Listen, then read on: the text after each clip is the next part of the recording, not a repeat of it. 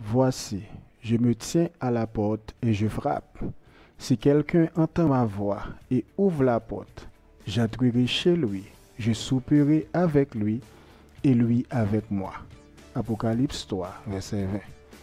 Le voleur ne vient que pour dérober, égorger et détruire. Moi, je suis venu afin que les brebis aient la vie et qu'elles soient dans l'abondance. Je suis le bon berger. Le bon berger donne sa vie pour ses brebis. Jean 10, verset 10 à 11. Chers bien-aimés, je vous salue dans l'amour inconditionnel et éternel de Jésus-Christ, le grand pasteur des brebis.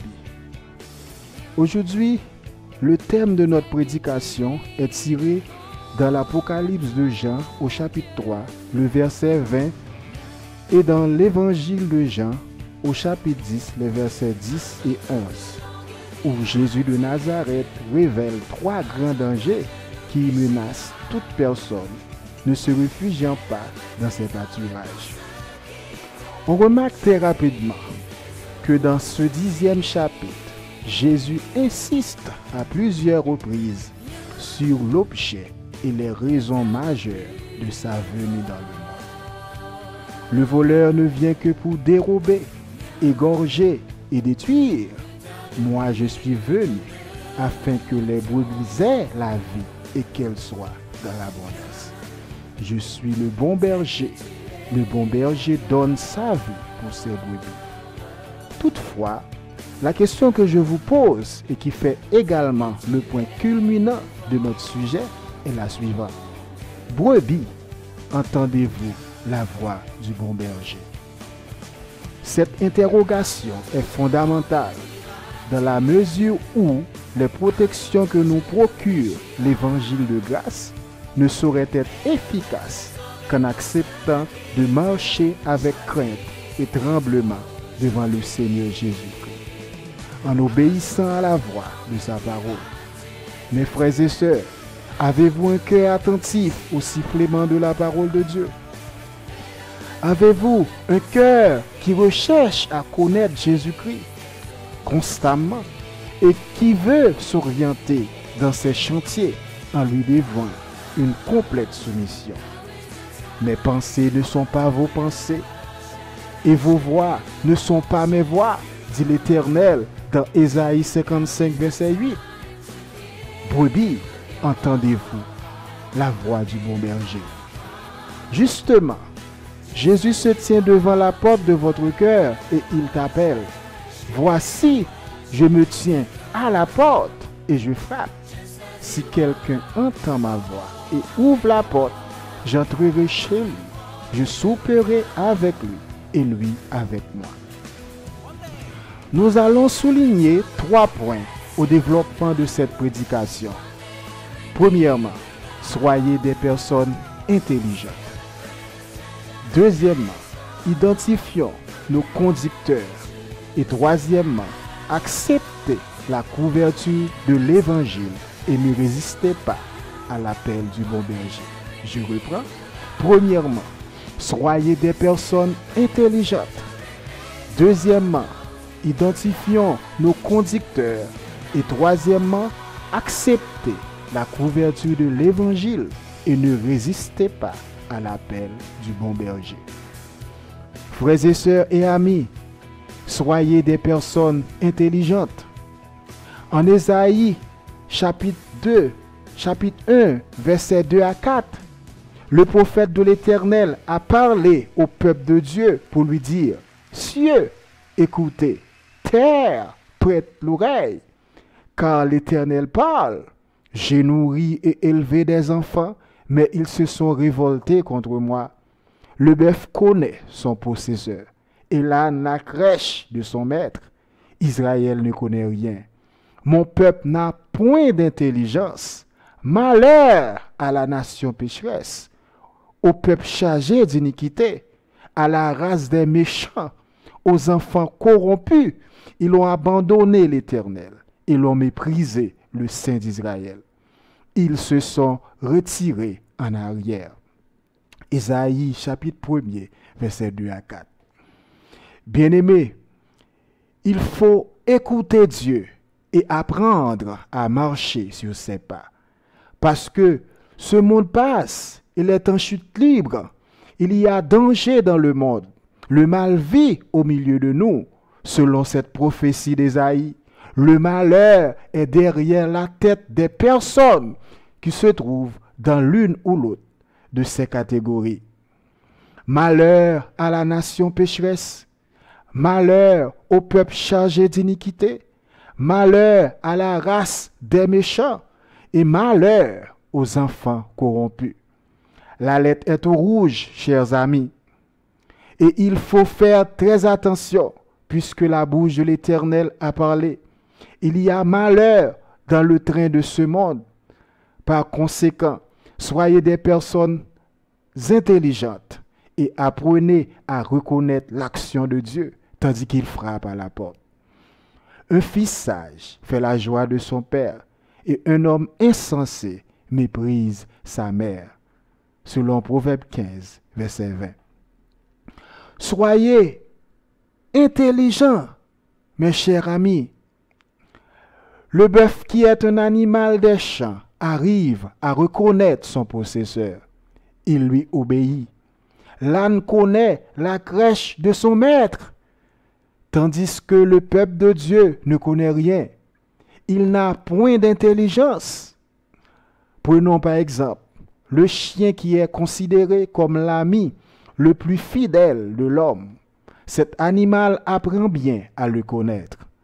Hormis les traits de la ressemblance, la voix et l'odeur de son possesseur, le chien arrive à le repérer à des distances assez éloignées et l'identifie simplement qu'en écoutant le bruit de ses pas. Par contre, l'homme, à cause de son aveuglement spirituel, de son cœur rempli d'orgueil, de rapine, de méchanceté et d'incrédulité, il n'arrive pas à communier avec Dieu. Il n'arrive pas à communier avec Dieu. L'homme est devenu sourd et égaré. Il est très éloigné du cœur de Dieu. Pourtant, ce dernier avait tous les moyens pour servir fidèlement Dieu, l'adorer et le suivre pas à pas, en cultivant avec piété dans l'amour de l'Évangile cette bonne semence que le Seigneur a mis dans son cœur. N'est-il pas écrit dans les Ecclésiastes de Salomon que Dieu fait toutes choses bonnes en son temps, même il a mis dans le cœur la pensée de l'éternité, bien que l'homme ne puisse pas saisir l'œuvre que Dieu fait, du commencement jusqu'à la fin. Ecclésiaste 3, verset 11. Loin du cœur de Dieu, l'homme ne connaît rien.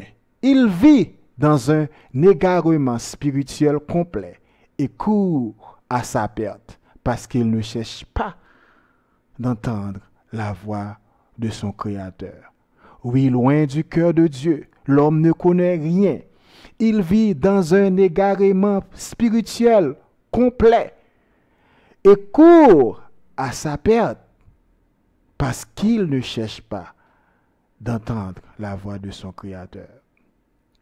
Mais bien-aimés, les menaces dont nous signale Jésus-Christ sont bien réelles. Satan, le diable, nous traque vraiment sans relâche. Il est très malin. Ouvrez l'œil, soyez des personnes intelligentes. L'apôtre Paul, dans sa première épître à Pierre, nous exhorte également dans le même sens quand il dit « Soyez sobres, veillez ». Votre adversaire, le diable, rôde comme un lion rugissant, cherchant qui il dévorera. 1 Pierre 5, verset 8. C'est une question salutaire, frères et sœurs dans le Seigneur. Entendez-vous la voix du bon berger? Le message de Jean 10 est très ciblé, dans le sens que Jésus s'adresse à la fois à des croyants et à des non-croyants. Et nous pouvons expliquer ces deux groupes de personnes ainsi. Primo, quand Jésus a dit « Tous ceux qui sont venus avant moi sont des voleurs et des brigands, mais les brebis ne les ont point écoutés. » En Jean 10, verset 8, là, le Seigneur fait référence à des croyants, puisqu'il déclare plus loin, mes brebis entendent ma voix, je les connais et elles me suivent. Jean 10, verset 27. On ne peut pas suivre Jésus si on ne lui appartient pas. Si quelqu'un n'a pas l'esprit de Christ, il ne lui appartient pas. Romains 8, verset 9. Deuxièmement, Jésus-Christ fait référence à la grande foule, c'est-à-dire aux non-croyants, quand il dit « Je suis l'apôtre. Si quelqu'un entre par moi, il sera sauvé. Il entrera et il sortira. Il trouvera des pâturages. » Jean 10, verset 9. À cet effet, quel que soit le type de brebis que vous soyez aujourd'hui, vous avez certainement besoin d'entendre et écouter la voix du bon berger. Rappelez-vous, frères et sœurs, des avertissements de Jésus-Christ. Le voleur ne vient que pour dérober, égorger et détruire. Moi, je suis venu afin que les brebis aient la vie et qu'elles soient dans l'abondance. Je suis le bon berger donne sa vie pour ses brebis. Deuxièmement, identifions nos conducteurs. Le message de Jésus-Christ saute à nos yeux. Il dénonce et décrit à l'encre forte les faux bergers qui sont les voleurs, les brigands, les mercenaires et les conducteurs aveugles. Par conséquent, bien-aimés, soyez prudents. Car si un aveugle conduit un aveugle, ils tomberont tous deux dans une fosse. Matthieu 15, verset 14. Par contre, prenez du temps à passer au crible la qualité de vie que mènent vos conducteurs. Cherchez à savoir le fruit qu'ils portent dans leur quotidien. Prêchent-ils le plein message de la parole de Dieu? Quels sont les témoignages qu'ils ont en dehors de l'Église?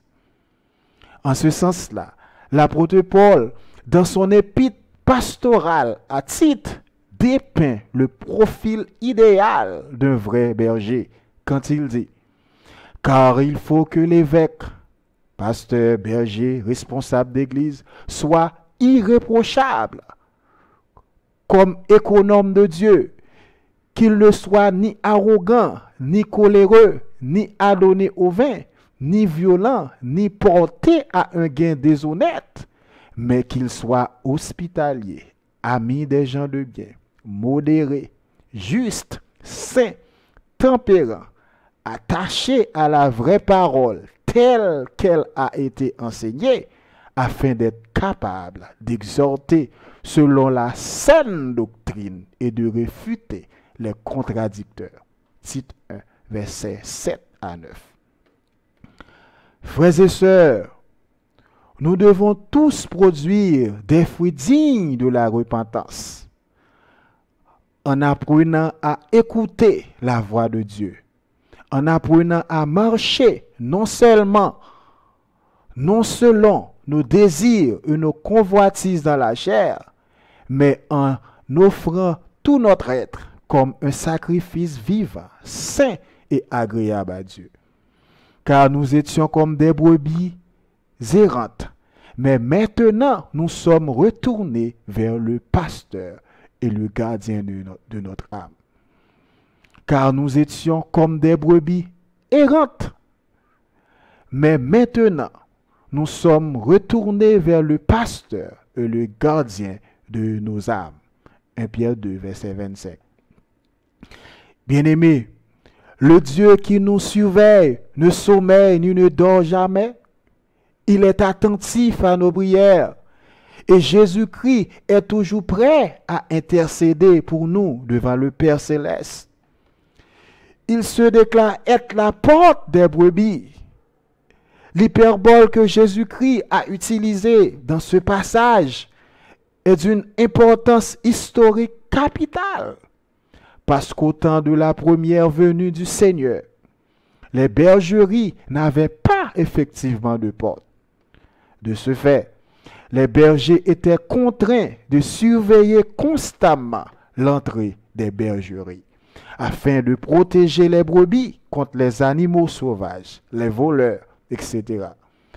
Donc, quand Jésus déclare, en vérité, je vous le dis, je suis la porte des brebis, en Jean 10, verset 7, cela est d'une extrême valeur.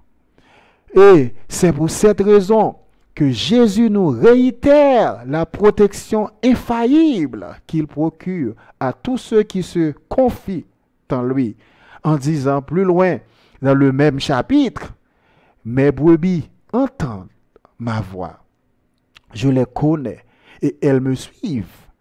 Je leur donne la vie éternelle et elles ne périront jamais et personne ne les ravira de ma main.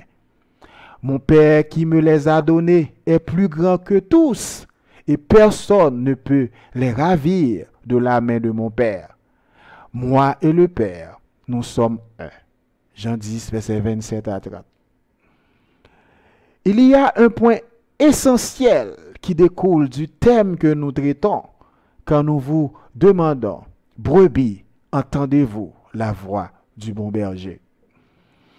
Pour ainsi dire, nous voulons vous porter à questionner le degré de votre obéissance à Dieu.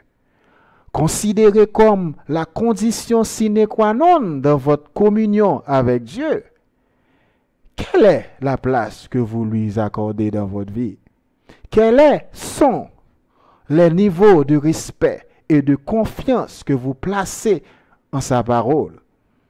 En Hébreux 11, verset 6, nous lisons, « Or, sans la foi, il est impossible de lui être agréable, car il faut que celui qui s'approche de Dieu croit que Dieu existe et qu'il est le rémunérateur de ceux qui le cherchent. » Hébreux 11, verset 6, « Or, sans la foi, il est impossible de lui être agréable, car il faut que celui qui s'approche de Dieu croit que Dieu existe et qu'il est le rémunérateur de ceux qui le cherchent. » Donc, il est primordial de questionner la vie et les œuvres des dirigeants qui nous conduisent vers le trône de la grâce. Parce que si un aveugle conduit un aveugle, ils tomberont tous deux dans une fosse. Matthieu 15, verset 14. Troisièmement, acceptez la couverture de l'évangile et ne résistez pas à l'appel du bon berger. Voici, je me tiens à la porte et je frappe. Si quelqu'un entend ma voix et ouvre la porte, j'entrerai chez lui, je souperai avec lui et lui avec moi. En Apocalypse 3, le verset 20. Jésus-Christ nous offre sous l'abri du Très-Haut une vie abondante, remplie d'amour, de joie, de paix et de bonheur dans de nouveaux pâturages. Il a dit dans sa parole, « Tout ce que le Père me donne viendront à moi, et je ne mettrai pas dehors celui qui vient à moi. » Jean 6, verset 13, 37.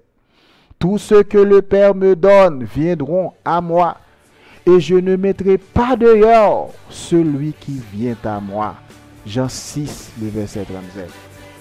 Alors, vous qui êtes encore éloignés ou égarés, loin des pâturages de Dieu, Jésus-Christ vous appelle à l'instant même à renoncer à vos péchés en les déchargeant sur son dos. Venez à Jésus, vous tous qui êtes fatigués et chargés, et il vous donnera du repos. Prenez son joug sur vous et recevez ses instructions, car Jésus est doux et humble de cœur, et vous trouverez du repos pour vos âmes, car son joug est doux et son fardeau léger. Matthieu 11, verset 28 à 30. Vous qui vivez une dépression dans le ministère que Jésus-Christ vous a confié, ce message est le vôtre. Vous vous sentez égaré, déprimé, troublé par des doctrines des hommes. Vous avez un vide spirituel à l'intérieur de votre âme. Vous avez besoin de restauration pour votre âme. Ce message est le vôtre. Acceptez la couverture de l'Évangile et ne résistez pas à l'appel du bon berger. Ce message est le vôtre. Acceptez la couverture de l'Évangile et ne résistez pas à l'appel du bon berger. À cause de son amour infini, le Christ ne va pas permettre qu'aucune de ses brebis soit dérobée, égorgée et détruite par le voleur, parce qu'il est déjà venu afin que les brebis aient la vie et qu'elles soient dans l'abondance. Il est le bon berger, celui qui donne sa vie pour ses brebis. Par conséquent, entendez-vous sa voix. Il ne cesse pas de vous chercher, de frapper à la porte de votre cœur et de vous appeler. Comme un pasteur inspecte son troupeau quand il est au milieu de ses brebis éparses. Ainsi, je ferai la revue de mes brebis et je les recueillerai de tous les lieux où elles ont été dispersées au jour des nuages et de l'obscurité. Ézéchiel 34, le verset 12. Toutefois, aujourd'hui, si vous entendez sa voix, n'endurcissez pas vos cœurs. Venez, venez à Jésus, cœur souffrant et meurtri. Venez aux médecins de l'âme. Chers amis, lecteurs et auditeurs, vous qui avez l'opportunité de recevoir ce message, je vous convie de faire de Jésus le médecin de vos âmes. Aujourd'hui même, le temps est court et la moisson est proche, mes chers amis. N'endurcissez pas vos cœurs. Venez à Jésus-Christ. Il a la solution de vos soucis, la réponse de toutes vos questions. Jésus sauve. Il a le remède qu'il te faut parce que c'est lui qui pardonne toutes tes iniquités, qui guérit toutes tes maladies. Le psaume 103, verset 3. Jésus sauve. Il veut vous restaurer à l'instant. Il suffit tout simplement de confier votre âme à Jésus-Christ. Prenez-lui ses mains tendues. N'hésitez pas de le faire. Toutes les âmes sont à moi, dit l'Éternel. L'âme du Fils comme l'âme du Père. L'une et l'autre sont à moi. L'âme qui pêche, c'est celle qui mourra. Ézéchiel 18, verset 4. Chers amis, acceptez de marcher sur les voies de Dieu en suivant les pas du Seigneur. Je suis le chemin, la vérité et la vie. Nul ne vient au Père que par moi, dit Jésus dans Jean 14, verset 6. Et il n'y a de salut en aucun autre, car il n'y a sous le ciel aucun autre nom qui ait été donné parmi les hommes par lequel nous devions être sauvés. Actes 4, verset 12. Frères et sœurs bien-aimés, soyez des personnes intelligentes. Identifiez vos conducteurs. Acceptez la couverture de l'Évangile et ne résistez pas à l'appel du bon berger. Apparemment, le monde vous offre une porte ouverte sur ses bienfaits, mais ce n'est que illusoire. Surtout, ne soyez pas intimidés par les vanités des derniers temps, les modernités actuelles et les convoitises de ce monde passager. Nous sommes dans le véritable. Nous avons tout par Jésus qui nous fortifie en acceptant d'être lavés et purifiés par son sang précieux versé sur le bois infâme du calvaire. À cet effet, nous sommes devenus des vases d'honneur, des protégés du grand pasteur des brebis qui demeure à nos côtés. Plus que jamais, nous sommes au bon endroit, dans la meilleure place au pied du roi des rois, du Seigneur des seigneurs. Dans le psaume 23, le psalmiste David dresse une liste de 10 bénédictions qui accompagnent les enfants de Dieu.